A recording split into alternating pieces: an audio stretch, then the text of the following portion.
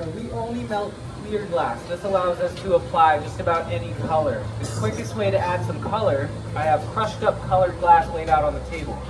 I just roll right through it. The heat from the furnace warms up the shards. Hot glass sticks to other hot glass. So they're small enough little bits, they just absorb that heat instantly, they get hot and they stick. I'm rolling through a mixture of like an off-white and purple.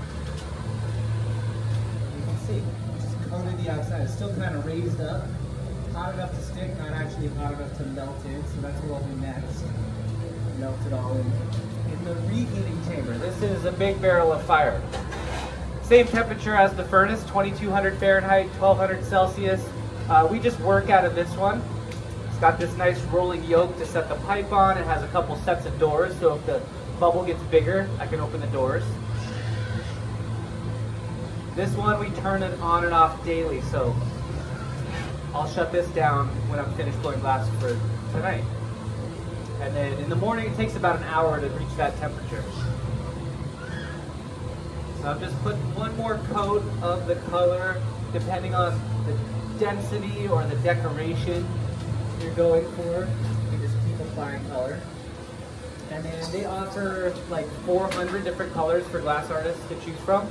And then we can purchase them in opaques, transparents, and then different sizes. Anything from a solid bar of colored glass and then crushed up all the way down to a fine powder. The maintenance heat, which is, we call it a flash. So I just flashed the piece until I had just a little bit of movement. I can see the whole thing's moving just a little bit. All right, get your cameras ready if you want to see or have a picture of a flaming bowl on your phone. I have the little bit of beeswax. I can just drop it in here. Kind of hard to gauge the temperature, but it should pretty quickly just catch fire. And that did absolutely nothing except for make you all go, woo! Cool.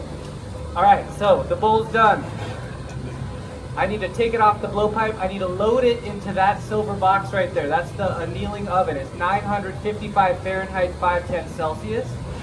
That's where I put everything that I make today. Before I go home, the oven gets turned off. It needs to slowly cool for about 16 hours. The slow cooling process called annealing. If I let it sit out here, it's going to cool too quickly, causing stress. It's going to crack or explode in just a couple of minutes. To get it off the pipe, I'm going to use water and this little pizza peel. So I'll take the tweezers, put some water on them. Put the water on this constriction. That actually puts tiny little cracks in the glass right there. That makes a weak spot. So now all I have to do is tap the rod. The vibrations are going to go through the metal into the glass, breaking it where I told it to break, that little watermark, and it should, we'll see, come right off. Just like that. It works!